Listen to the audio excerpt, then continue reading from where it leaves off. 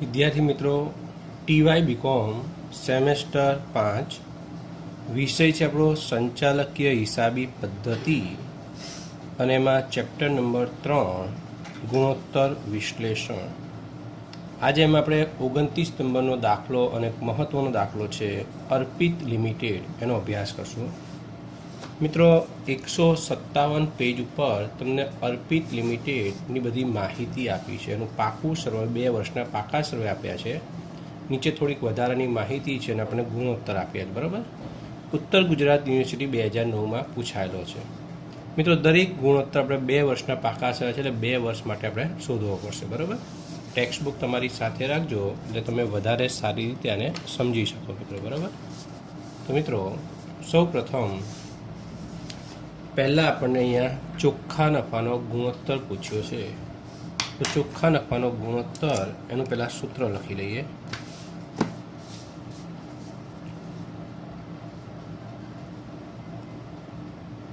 ચોખ્ખા નફાનો ગુણોત્તર, તેનું સૂત્ર છે મિત્રો ચોખ્ખો નફો છેદમાં વેચાણ ગુણ્યા 100. મિત્રો, જ્યારે પણ કોઈ નફાનો ગુણોત્તર આવે એટલે તમારે એક વસ્તુ મગજમાં રાખવાની, નફાને વેચાણ સાથે સંબંધ હોય. એટલે જ્યારે પણ નફાનો ગુણોત્તર જે નફો હોય એના છેદમાં વેચાણ મૂકવાનું. બરાબર. હવે તમને ખબર છે કે ચોખ્ખા નફાનો ગુણોત્તર જ્યારે હોય ત્યારે ચોખ્ખો નફો આપણે કેવો લેવાનો છે? પ્રોફિટ આફ્ટર ટેક્સ, PAT લખીએ છીએ. બરાબર. વિદ્યાર્થી મિત્રો, હવે તમે જુઓ છો કે આપણે ચોખ્ખો નફો વ્યાજ અને કરવેરા બાદ કર્યા પહેલાંનો આપ્યો છે, બંને વર્ષનો. તો કરવેરા પહેલાંનો છે તો આપણે કરવેરા બાદ કર્યા પછીનો લેવાનો. બરાબર. તો 2 વર્ષ છે આપણી પાસે.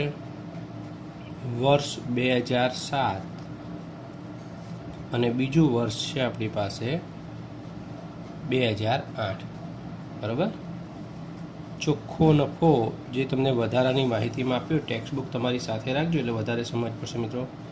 1,90,000 પહેલા વર્ષે આપ્યો છે અને બીજા વર્ષે આપણને 3,36,500 આપેલ છે.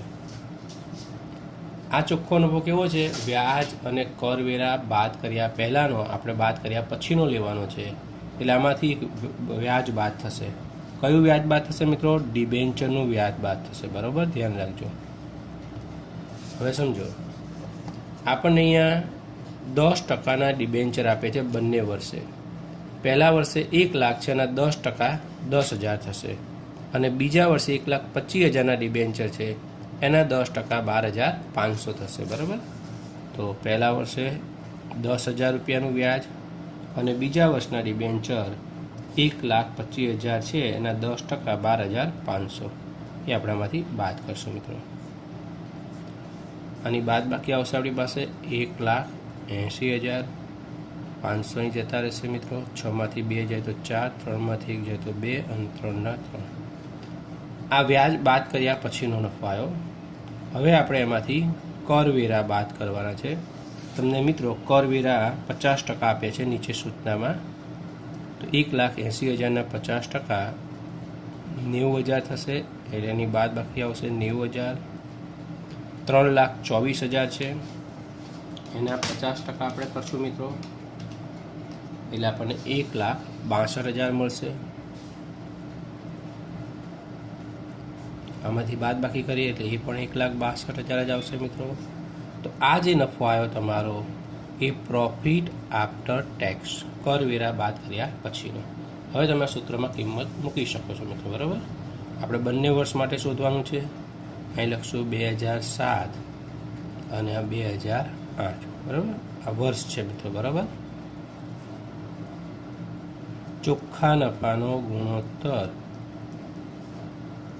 તેનું સૂત્ર ચોખ્ખો નફો જે આપણી પાસે તૈયાર છે અહીંયા, પહેલા વર્ષનો 90,000 છેદમાં વેચાણ. વિદ્યાર્થી મિત્રો, તમને કુલ વેચાણ આપેલું છે 12 લાખ પહેલા વર્ષે. બરાબર. તો 12 લાખ અને ગુણ્યા 100. 2 0 કટ થઈ જશે, 3 0 અહીંથી જતા રહેશે. 90 એને આપણે 12 વડે ભાગીશું મિત્રો. બરાબર. 90 ભાગ્યા એટલે આપણને 7.5 જવાબ મળશે. તો 7.5 જે સૂત્રમાં ગુણ્યા 100 હોય તે આપણે ટકાની માર્કિંગ એટલે નિશાની કરવાની છે. તો 2007નો ચોખ્ખા નફાનો ગુણોત્તર આવ્યો 7.5%. હવે આપણે 2008 માટે શોધીએ. તો 2008નો ચોખ્ખો નફો આપણી પાસે 1,62,000 હતો મિત્રો. 2008નું વેચાણ તમને વધારાની માહિતીમાં આપ્યું છે. 2008ની અંદર 18 લાખ.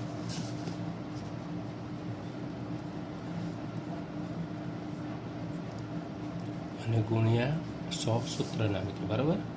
અહીંથી 2 0, અહીંથી 2 0 જશે, નીચેથી 3 0, ઉપરથી 3 0. 162ને આપણે 18 વડે ભાગીશું મિત્રો, બરાબર. એટલે આપણને એનો જવાબ મળશે 9, બરાબર. અને ગુણ્યા 100 છે એટલે ટકાની નિશાની પાછા કરવાની ખાસ મિત્રો. તો વિદ્યાર્થી મિત્રો તમે જોયું કે આપણને અહીંયા બંને વર્ષના ગુણોત્તર મળી ગયા. પહેલા વર્ષ કરતાં બીજા વર્ષે 0.5% વધારો થાય છે. હવે વિદ્યાર્થી મિત્રો આપણો પહેલો ગુણોત્તર જે પૂછ્યો હતો ચોખ્ખા નફાનો. બીજો ગુણોત્તર આપણી પાસે છે મિત્રો રોકાયેલી મૂડી પર વળતરનો દર, બરાબર. રોકાયેલી મૂડી પર વળતર એનું સૂત્ર પણ છે મિત્રો, તમને યાદ હશે. હવે ચોખ્ખો નફો છેદમાં રોકાયેલી મૂડી ગુણ્યા 100. હવે આ ચોખ્ખો નફો કેવો લેવાનો છે મિત્રો? EBIT. એટલે મિત્રો અર્નિંગ એટલે નફો એટલે પ્રોફિટ જ મિત્રો, બરાબર. એકદમ પી પણ લખી શકો. બિફોર ઇન્ટરેસ્ટ ટેક્સ એટલે વ્યાજ અને કરવેરા બાદ કર્યા પહેલાંનો. જે મિત્રો તમને દાખલામાં વ્યાજ અને કર બાદ કર્યા પહેલાંનો નફો તૈયાર આપેલો જ છે, બરાબર. તમારે મિત્રો રોકાયેલી મૂડી બંને વર્ષની શોધવી પડશે. તો વિદ્યાર્થી મિત્રો આપણી પાસે 2 વર્ષ છે. વર્ષ 2007 અને બીજું વર્ષ છે 2008. રોકાયેલી મૂડી એનું સૂત્ર છે મિત્રો શેર મૂડી. તો આપણી પાસે પહેલાં શેર મૂડી લખશું. અહીંયા ઇક્વિટી અને પ્રેફરન્સ શેર બે આપ્યા છે, બે હું ભેગા લખી નાખીશ. 3 લાખ અને 50,000, બરાબર. પહેલા વર્ષે શેર મૂડી, ઇક્વિટી શેર અને પ્રેફરન્સ શેર બે ભેગા મેં લખી નાખ્યા 3,50,000. બીજા વર્ષે તમે પાકા શેરમાં જુઓ, બુક તમારી પાસે છે. 4 લાખ ઇક્વિટી શેર છે અને 50,000 પ્રેફરન્સ શેર છે. બે થઈને કેટલા થશે? 4,50,000, બરાબર. વત્તા અનામત. તો વિદ્યાર્થી મિત્રો અહીંયા નફા નુકસાન ખાતું અને અનામત આપ્યું છે. આ બંને અનામત જ કહેવાય મિત્રો. બંને હું ભેગા લખી નાખું છું. અનામતો અહીં લખું છું, તમારી સમજો નાનું ખાતું વત્તા અનામત, બરાબર. આ શેર મૂડીમાં તે બે વસ્તુ ભેગી હતી આપણી પાસે, ઇક્વિટી શેર વત્તા પ્રેફરન્સ શેર, બરાબર. તમારી સમજણ માટે લખ્યું કે આ બે રકમ એ ભેગી લખી છે. અનામતમાં આપણે નફા નુકસાન ખાતું આપ્યું છે અને અનામત આપ્યું છે, બરાબર. એટલે તમારી ભૂલ થઈ જાય, તમે એક જ અનામત લો. નફા નુકસાન ખાતું એ પણ અનામત જ છે મિત્રો. તો બે ભેગા લઈએ આપણે એટલે સમય બચે. 20,000 અને 40,000. એટલે પહેલા વર્ષે અનામત આવી આપણી પાસે કેટલી મિત્રો? 60,000.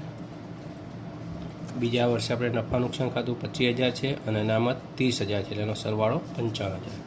તો વિદ્યાર્થી મિત્રો બીજા વર્ષે અનામત આપણી પાસે 55,000 છે વત્તા ડિબેન્ચર એટલે લાંબા ગાળાનું દેવું મિત્રો, બરાબર. તો તમારી પાસે બંને વર્ષે ડિબેન્ચર આપ્યા છે 1 લાખ અને બીજા વર્ષે 1,25,000.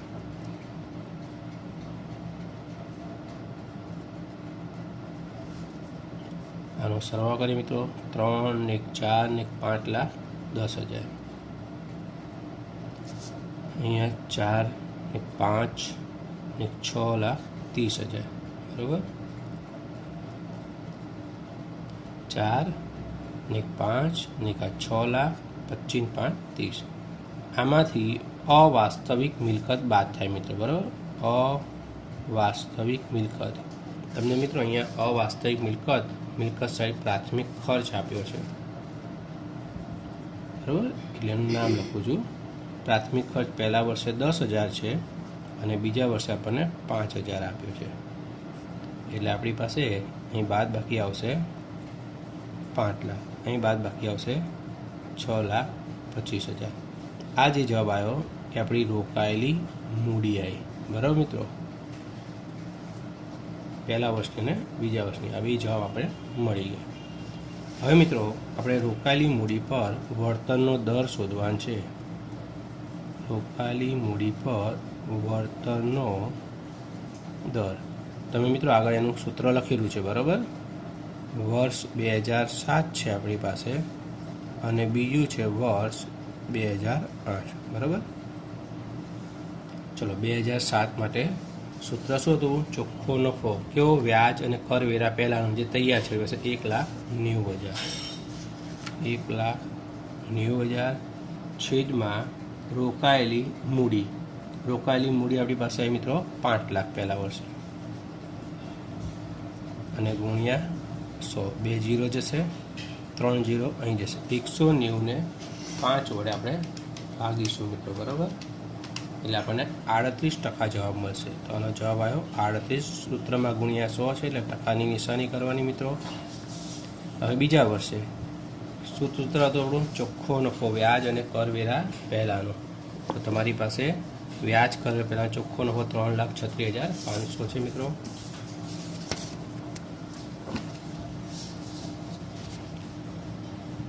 $3,36,500 છેદમાં રોકાયેલી મૂડી જે આપણે બીજા વર્ષે શોધી હતી 6,25,000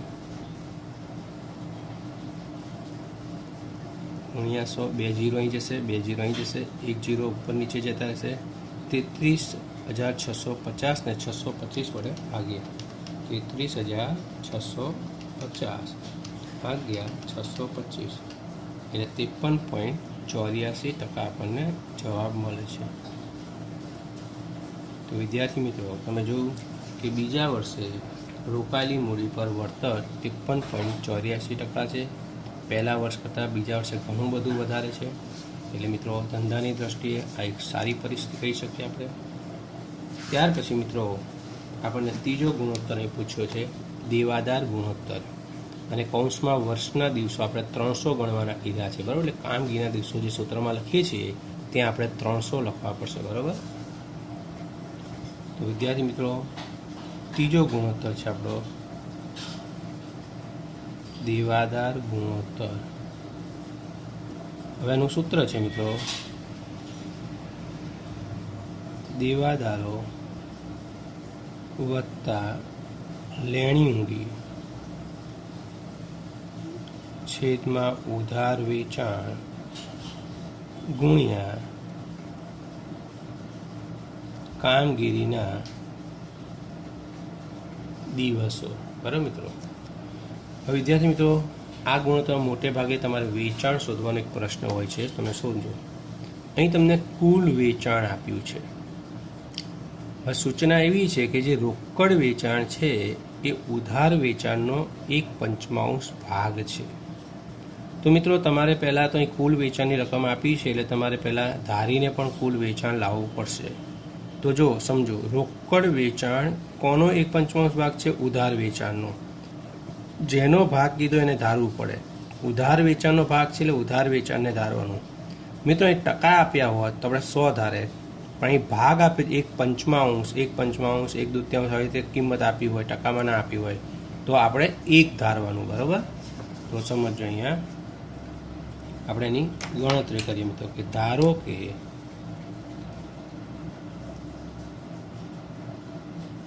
જેનો ભાગ કીધો એને ધારવાનો. આ મેઇન પોઈન્ટ. ધારો કે ઉધાર વેચાણ જો ટકા આપે તો 100 ધારે, તો અહીં ભાગ છે એટલે આપણે 1. ઉધાર વેચાણ 1 ભાગ છે. હવે રોકડ વેચાણ તમને કીધું છે કે રોકડ વેચાણ કેટલું છે? તો જે ઉધાર વેચાણ છે એનો 1/5 ભાગ, તો 1નો 1/5 ભાગ એ 1/5 થાય મિત્રો. બરાબર, હવે ઉધાર વેચાણ અને રોકડ વેચાણ બંનેનો સરવાળો કરીએ એટલે આપણને કુલ વેચાણ મળે. કારણ કે આપણને કુલ રકમ આપી છે એટલે કુલ વેચાણ ધારીને આ રીતે લાવવું પડે. 1 + 1/5 આનું સાદું રૂપ આમ થાય 1 + 1/5 મિત્રો. આ પદ આમ ગુણાઈ જાય. 5 × 5 + 1 એટલે 6 અને છેદમાં 5 એમના એમ રહે. એટલે કુલ વેચાણ આપણને મળ્યું 6/5. હવે તમારે બંને વર્ષનું કુલ વેચાણ ઉપરથી ઉધાર વેચાણ શોધવું પડે મિત્રો. આપણે પહેલાં વર્ષ 2007 માટે શોધી. કુલ વેચાણની રકમ આપણને આપી છે અને ઉધાર વેચાણની આપણે શોધવાનું છે, એટલે કુલ ઉપરથી ઉધાર શોધવું પડે. તો કુલ વેચાણ 6 પંચમાંશ હોય તો ઉધાર વેચાણ આપણી પાસે એક ભાગ છે. તો પહેલા વર્ષે તમને કુલ વેચાણની રકમ 12 લાખ આપેલી છે મિત્રો. તો 12 લાખે કેટલા, બરાબર. હવે આ બેનો ક્રોસ ગુણાકાર થાય મિત્રો. 12 લાખ ને અને આ પદ છેદમાં જાય. હવે છેદવાળું જે પદ છે અપૂર્ણાંક છે તો ડાયરેક્ટ આપણે ઉલટાઈ દઈએ. તો 6 પંચમાંશ છે તો એ ઉલટાઈ જાય. 5/6 છે. 6/5 જે છેદમાં આવે એને ગુણાકારમાં લખવું હોય તો પદ ઉલટાઈ જાય. 6 પંચમાંશ છે ને બદલે 5 છઠ્ઠાંશ થઈ જાય. 6 દુ 12 એટલે 2 લાખ થશે મિત્રો, અને 5 દુ 10. તો આ 10 લાખ રૂપિયા એ આપણને શું મળ્યું? ઉધાર વેચાણ. તો વિદ્યાર્થી મિત્રો 2007નું ઉધાર વેચાણ 10 લાખ આપણી પાસે આવ્યું.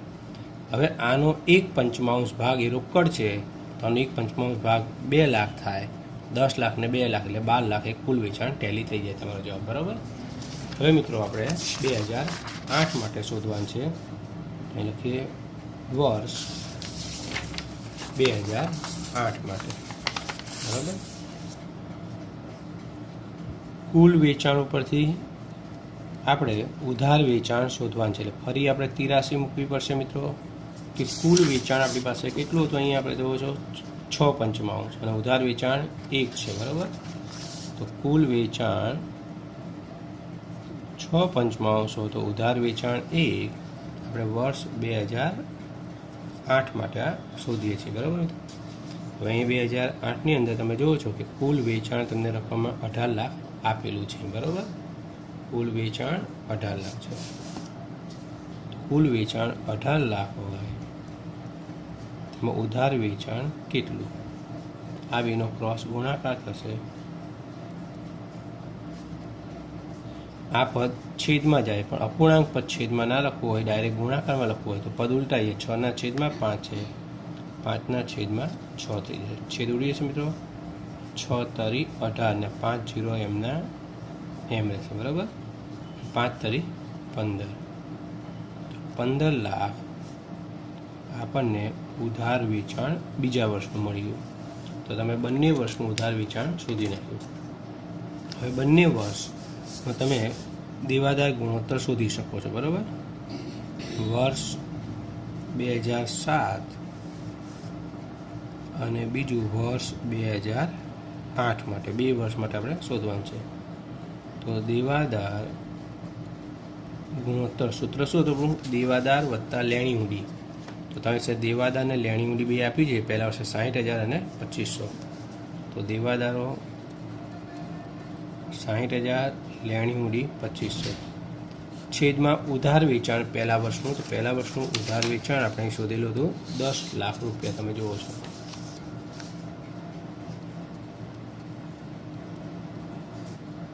અને ગુણ્યા કામગીરીના દિવસો. તો આ રકમમાં આપણને કામગીરીના એટલે વર્ષના દિવસો 300 ગણવાના કીધા હતા દેવાદાર ગુણોત્તરમાં. તો આપણે 300 લઈશું. આનો સરવાળો આવશે 62,500 ભાગ્યા 10 લાખ અને ગુણ્યા 300. 2 0 જશે, અહીંથી 2 0 જશે, અહીંથી 2 0, ઉપર 2 0. હવે આને 100 વડે ભાગીએ એટલે 6.25 જવાબ તમારો આવે છે. તો જે દેવાદાર ગુણોત્તર છે મિત્રો એ તમારી પાસે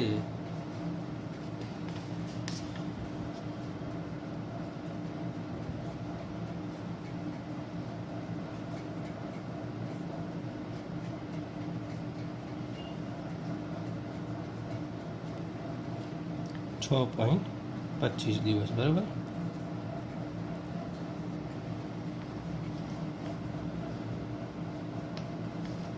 અને અહીંયા ગુણ્યા 3 આપણે કરશું. 3 સાથે ગુણવાનું બાકી છે મિત્રો. તો ગુણ્યા 3, બરાબર. એટલે આનો ગુણાકાર 6 તરી 18 અને 25 તરી 75. એટલે મિત્રો આનો જવાબ આવશે 18.75. હવે તમે જો કોઈ પણ દિવસ એ પોઈન્ટમાં ના હોય પોઈન્ટ પછી 5થી મોટો જ આગળ ઉમેરી દઈએ છીએ એટલે આપણે 19 દિવસ આનો જવાબ લખી શકીએ મિત્રો. 625ને આપણે 100 વડે ભાગીએ એટલે 6.25 અને 3 ગુણાકારના એના એ એટલે આ બંનેનો ગુણાકાર 18.75 થયો. અને દિવસો એ અપૂર્ણાંક ના હોય એટલે આ પોઈન્ટ પછી 7 છે એટલે 5થી મોટી કિંમત એટલે આપણે આગળ ઉમેરીએ એટલે 19 દિવસ થયો મિત્રો. હવે વર્ષ 2008 માટે શોધીએ મિત્રો. તો એનું સૂત્ર દેવાદાર વત્તા લેણી હુંડી. તો 2008ની અંદર તમે જુઓ છો દેવાદાર 65,000 ને લેણી હુંડી 7,500 છે. તો દેવાદારો 65,000 અને લેણી હુંડી છે આપણી પાસે કેટલી 7,500 છેદમાં ઉધાર વેચાણ જે તમે જુઓ છો 2008નું ઉધાર વેચાણ આપણે શોધેલું છે 15 લાખ.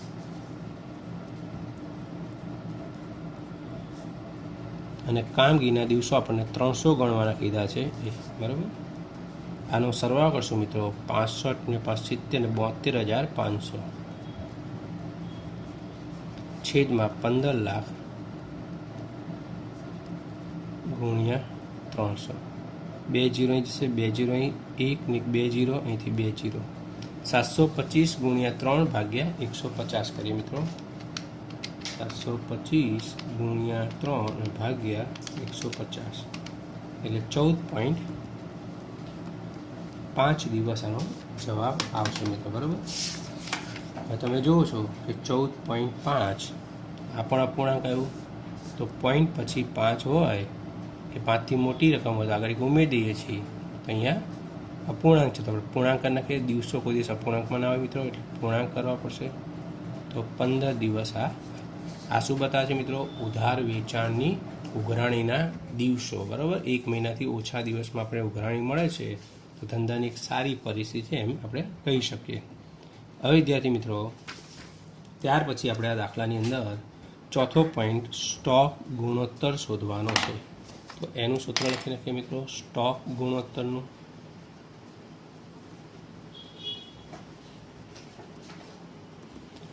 એનું સૂત્ર છે આપણી પાસે વેચેલ માલની પડતર છેદમાં સરેરાશ સ્ટોક બરાબર. મિત્રો વેચેલ માલની પડતર એટલે વેચાણમાંથી કાચો નફો બાદ કરીએ એટલે વેચેલ માલની પડતર આપણને મળી જશે. 2 વર્ષ છે 2007 અને 2008. પહેલાં આપણે વેચાણ લખીશું. તમારી ટેક્સ્ટબુકમાં જોતા રહો નીચે વધારાની માહિતીમાં તમને વેચાણ આપ્યું છે. પહેલા વર્ષે 12 લાખ ને બીજા વર્ષે 18 લાખ. એની નીચે તમને કાચો નફો આપ્યો છે. પહેલા વર્ષનો કાચો નફો 4,80,000 છે અને બીજા વર્ષનો કાચો નફો 6,40,000 છે. આની બાદ બાકી આવશે 7,20,000. આ વેચેલ માલની પડતર આવી મિત્રો. આની બાદ બાકી 18 × 6 જાય 12, બીજા 40 જશે મિત્રો એટલે 11,60,000 આવશે. હવે તમારે સરેરાશ સ્ટોક શોધવાનો છે મિત્રો. સરેરાશ સ્ટોક. હવે સૂત્ર તમને યાદ હશે એટલે હું સૂત્ર લખતો નથી, ડાયરેક્ટ અહીંયા ગણતરી બતાવું છું બરાબર બંને વર્ષ માટે મિત્રો. તો 2007માં આપણું સૂત્ર છે શરૂનો સ્ટોક. તમે જુઓ છો અહીંયા 1/4/2006 આપણું 6માં શરૂ થાય 7માં વર્ષ પૂરું થાય મિત્રો બરાબર. એટલે શરૂનો સ્ટોક 69,000 તમારો. અને આખો સ્ટોક તો 2007માં આપણે પાકા સરવાળામાં આપ્યો છે. આખો સ્ટોક 75,000 બરાબર વત્તા 75,000 ભાગ્યા 2. એવી રીતે 2008 તો સમજો મિત્રો 2007નો આખો સ્ટોક 2007નો આખો સ્ટોક એ 2008 માટે કેવો બને શરૂનો સ્ટોક. એટલે 75,000 એ 2008 માટે શરૂનો સ્ટોક બનશે. અને 2008નો આખો સ્ટોક આપણે પાકા સરવાળામાં આપીએ છીએ 90,000 ભાગ્યા 2. હવે આ બેનો આપણે સરવાળો કરીએ મિત્રો બરાબર. 69,000 વત્તા 75,000 ભાગ્યા 2 એટલે આપણો સરેરાશ સ્ટોક આવ્યો 72,000. બીજા વર્ષનો 75,000 વત્તા 90,000 અને 2 વડે ડિવાઈડ કરી દઈએ મિત્રો એટલે 82,500 બરાબર. 82,500 વત્તા 75,000 તો બંને વર્ષનો આપણને સરેરાશ સ્ટોક મળી ગયો. શરૂનો વત્તા આખરનો ભાગ્યા 2 આપણું જે સૂત્ર છે પ્રમાણે. બરાબર મિત્રો. હવે મિત્રો આપણે બંને વર્ષ માટે સ્ટોક ગુણોત્તર શોધીએ છીએ. બરાબર. તો એનું સૂત્ર છે સ્ટોક ગુણોત્તર, જે આપણે આગળ લખ્યું હતું મિત્રો. વેચેલ માલની પડતર, બંને વર્ષની વેચેલ માલની પડતર. પહેલા વર્ષે 7,20,000 અને બીજા વર્ષે 11,60,000. બરાબર. 7,20,000 અને બીજા વર્ષની હતી 11,60,000 અને ભાગ્યા સરેરાશ સ્ટોક. પહેલાનો 72,000 અને બીજાનો 82,500.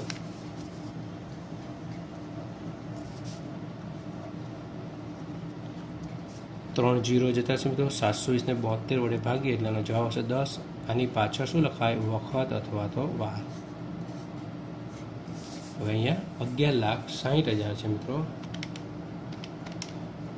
એને આપણે 82,500 વડે ભાગીએ એટલે 14.06 આવે છે. બરાબર. મિત્રો 14.06 એની પાછળ શું લખાશે? વખત અથવા તો વાર. બરાબર. એટલે આટલી વાર માલનું ટર્ન ઓવર થયું એમ કહી શકાય. ત્યાર પછી મિત્રો આપણે ચાલુ ગુણોત્તર શોધવાનો છે. તો એનું સૂત્ર લખીએ. ચાલુ ગુણોત્તર બરાબર ચાલુ મિલકત છેદમાં ચાલુ દેવા. વિદ્યાર્થી મિત્રો તમે જુઓ છો અહીં સ્ટોકથી રોકડ સુધી બધી આપણી ચાલુ મિલકત છે. બરાબર. તો આપણે બંને વર્ષનું શોધી નાખીએ છીએ. અહીંયા 2007 અને 2008 માટે. બરાબર. ચાલુ ગુણોત્તર. તો ચાલુ મિલકતો તમે જો સ્ટોકથી રોકડ સુધીનો સરવાળો કરી નાખો મિત્રો, એટલે તમને તરત ખબર પડી જશે.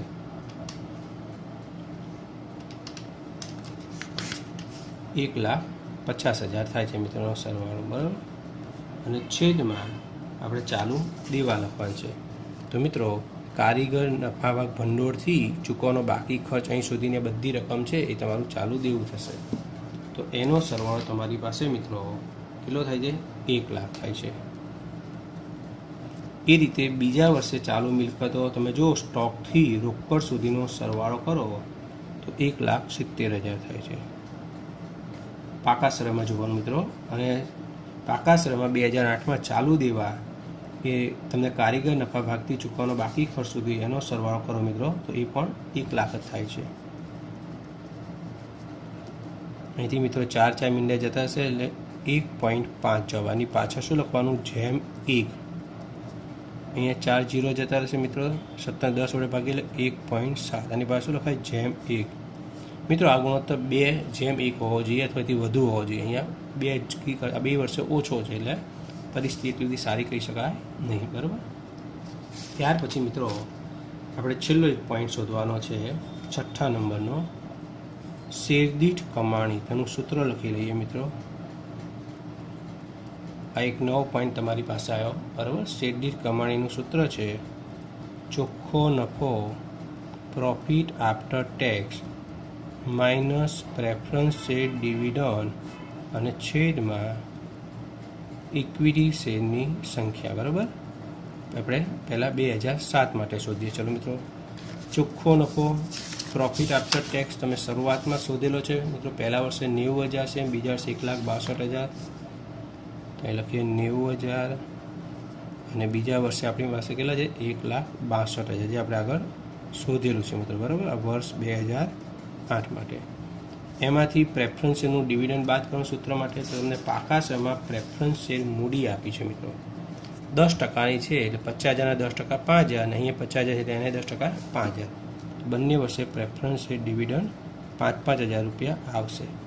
અને છેદમાં ઇક્વિટી શેરની સંખ્યા. હવે જો અહીંયા ઇક્વિટી શેર મૂડી આપણને 3,00,000 આપી છે અને એક શેરની કિંમત 100 રૂપિયા છે. તો શેરની સંખ્યા શોધવી હોય તો આ કુલ કિંમત છે ને એની મૂળ કિંમત વડે ભાગવું પડે. 3,00,000ને 100 વડે ભાગશું એટલે મિત્રો 3,000 આવશે અને 4,00,000 છે એને 100 વડે ભાગશું એટલે 4,000 આવશે. બરાબર. તો 3,000 ઇક્વિટી શેર પહેલા વર્ષે છે અને બીજા વર્ષે ઇક્વિટી શેરની સંખ્યા 4,000 છે. 90,000માંથી આપણે 5,000 બાદ કરશું મિત્રો. બરાબર.